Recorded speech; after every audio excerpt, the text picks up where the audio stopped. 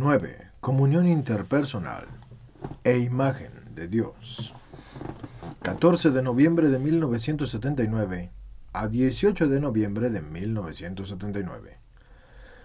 Siguiendo la narración del libro del Génesis, hemos constatado que la creación definitiva del hombre consiste en la creación de la humanidad y de la unidad de dos seres.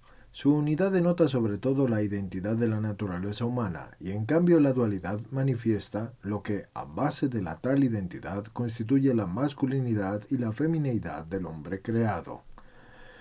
Esta dimensión ontológica de la unidad y de la dualidad tiene al mismo tiempo un significado axiológico. Del texto del Génesis 2 al 23 y de todo el contexto se deduce claramente que el hombre ha sido creado como un don especial ante Dios.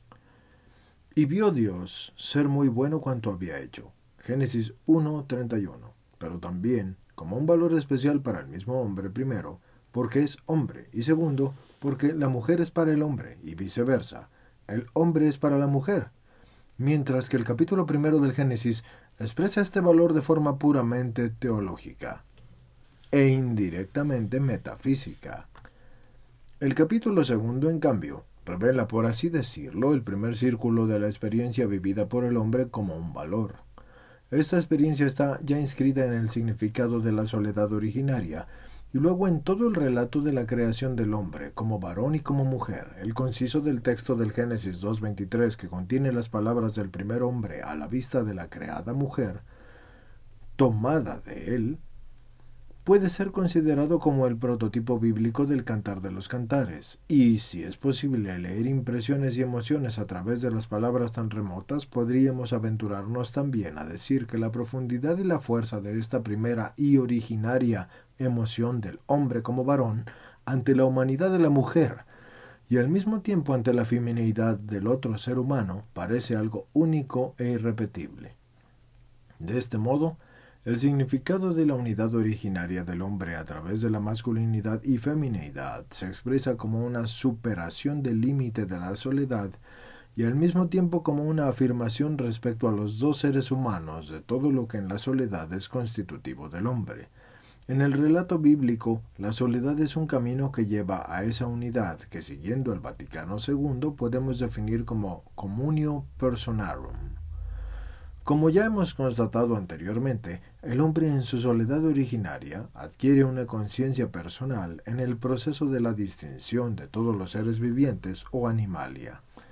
Y al mismo tiempo, en esta soledad se abre hacia un ser afín a él y que el Génesis 2 del 18 y 20 define como una ayuda semejante a él.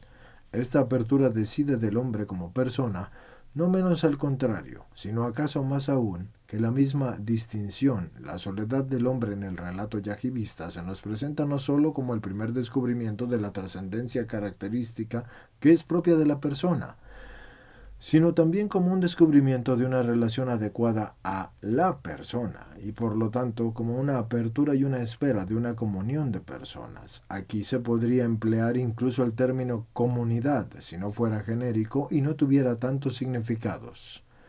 Comunión dice más y con mayor precisión porque indica precisamente esa ayuda que en cierto sentido se deriva del hecho mismo de existir como una persona o junto a una persona. En el relato bíblico, este hecho se convierte en un ipso, que significa de por sí. En la existencia de la persona para la persona, dado que el hombre en su soledad originaria en cierto modo estaba ya en esta relación, esto se confirma en un sentido negativo, precisamente por su soledad. Además, la comunión de las personas podía formarse solo a base de una doble soledad, del hombre y de la mujer, o sea, como un encuentro en su distinción, del mundo de los seres vivientes o animalia, que daba a ambos la posibilidad de ser y de existir en una reciprocidad particular. El concepto de ayuda expresa también esa reciprocidad de la existencia que ningún otro ser viviente habría podido asegurar. Para esta reciprocidad era indispensable todo lo que de constitutivo fundaba la soledad de cada uno de ellos, y por tanto también la autoconciencia y autodeterminación, o sea que la subjetividad y el conocimiento del significado propio del cuerpo. El relato de la creación del hombre en el capítulo primero afirma desde el principio y directamente que el hombre ha sido creado a imagen de Dios, en cuanto a que principio y directamente que el hombre ha sido creado como varón y como mujer. Y el relato del capítulo segundo, en cambio, no habla de la imagen de Dios, pero sí revela a su manera característica que la creación completa y definitiva del hombre, sometido primeramente a la experiencia de la soledad originaria, se expresa en el dar la vida a esa communio personarum que forma el hombre y la mujer, y de este modo el relato yahivista concuerda con el contenido del primer relato. Si por el contrario queremos sacar también del relato del texto yahivista el concepto de imagen de Dios, entonces podemos deducir que el hombre se ha convertido en una imagen y semejanza de Dios no solo a través de la propia humanidad, sino también a través de la comunión de las personas que el hombre y la mujer forman desde el comienzo. La función de la imagen es la de reflejar a quien es el modelo, reproducir el prototipo propio, y el hombre se convierte así en imagen de Dios no tanto en el momento de la soledad cuanto en el momento de la comunión. Efectivamente, Él es desde el principio no solo una imagen en la que se refleja la soledad de una persona que rige el mundo, sino también, esencialmente, es una imagen inescrutable, comunión divina de personas. Y de este modo, el segundo relato sí podría también preparar a comprender el concepto trinitario de la imagen de Dios. Aun cuando ésta aparece solo en el primer relato, obviamente no carece esto de significado incluso para la teología del cuerpo. Más aún quizás constituye incluso el aspecto teológico más profundo de todo lo que se puede decir acerca del hombre. En el misterio de la creación, en base a la originaria y constitutiva soledad de su ser, el hombre ha sido dotado de una profunda unidad entre lo que él es masculino humanamente y mediante el cuerpo, y lo que de la misma manera es en él femenino humanamente y mediante el cuerpo. Y sobre todo esto, desde el comienzo, descendió la bendición de la fecundidad unida con la procreación humana. Génesis 1:28. De este modo nos encontramos casi en el meollo mismo de la realidad antropológica que se llama cuerpo. Las palabras del Génesis 2:23 hablan de él directamente y por vez primera en los términos siguientes: carne de mi carne y hueso de mis huesos. El hombre como varón pronuncia estas palabras como si sólo a la vista de la mujer le pudiera identificar y llamar por su nombre, a lo que en el mundo visible los hace semejantes el uno al otro, y a la vez aquello en que se manifiesta la humanidad a la luz del análisis precedente de todos los cuerpos, con los que se ha puesto en contacto el hombre y a los que ha definido conceptualmente poniéndoles nombre: animalia.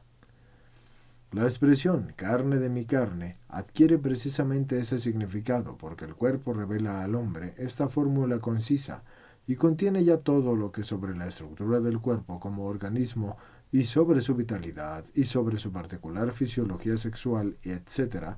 podrá decir acaso la ciencia humana. En esta expresión primera del hombre como varón, carne de mi carne, se encierra también una referencia a aquello por lo que el cuerpo es auténticamente humano y por lo tanto a lo que determina al hombre como persona, es decir, como ser, que incluso en toda su corporeidad es así semejante a Dios. Así nos encontramos pues casi en el meollo mismo de la realidad antropológica cuyo nombre es cuerpo, cuerpo humano. Sin embargo, como es fácil observar, este meollo no es sólo antropológico, sino también esencialmente teológico. La teología del cuerpo, que desde el principio está unida a la creación del hombre a imagen de Dios, se convierte en cierto modo también en una teología del sexo, o mejor, teología de la masculinidad y de la femineidad, que aquí, en el libro del Génesis, tiene su punto de partida. El significado originario de la unidad testimoniada por las palabras del Génesis 2:24 va a tener una amplia y lejana perspectiva de la revelación de Dios, y esta unidad a través del cuerpo, y los dos serán una sola carne, tiene una ética como se confirma en la respuesta de Cristo a los fariseos en Mateo 19 y Marcos 10, y también una dimensión sacramental, estrictamente teológica, como se comprueba por las palabras de San Pablo a los Efesios, que hacen referencia además a la tradición de los profetas Oseas, Isaías y Ezequiel. Y es así porque esa unidad, que se realiza a través del cuerpo, indica desde el principio no solo el cuerpo, sino también la comunión encarnada de las personas, communio personarum, y exige esta comunión desde el principio. La masculinidad y la feminidad expresan el doble aspecto de la constitución somática del hombre. Esto sí que es carne de mi carne y hueso de mis huesos. E indican además a través de las mismas palabras del Génesis 2.23 la nueva conciencia del sentido del propio cuerpo, sentido que se puede decir que consiste en un enriquecimiento recíproco. Precisamente esta conciencia, a través de la cual la humanidad se forma de nuevo como una comunión de personas, parece constituir el estrato que en el relato de la creación del hombre y en la revelación del cuerpo contenida en él es más profundo que la misma estructura somática como varón y mujer. En todo caso, esta estructura se presenta desde el principio con una conciencia profunda de la corporeidad y sexualidad humanas, y esto establece una norma inalienable para la comprensión del hombre en el plano teológico. Pero Dios no creó al hombre dejándolo solo. Desde el principio los hizo varón y mujer. Así los creó. Génesis 1.27. Y su unión constituye la primera forma de la comunión de las personas, o Gaudium et Spes. Número 12. En la concepción de los libros bíblicos más antiguos no aparece la contraposición dualista alma-cuerpo, como ya se ha subrayado en la nota 11, y se puede hablar más bien de una combinación complementaria entre el cuerpo y la vida. El cuerpo es una expresión de la personalidad del hombre, y si no agota plenamente este concepto es necesario entenderlo entonces en lenguaje bíblico como pars pro toto, o por ejemplo, no es la carne ni la sangre quien esto te ha revelado, sino mi Padre. Mateo 16:17. Es decir, que no te lo ha revelado el hombre.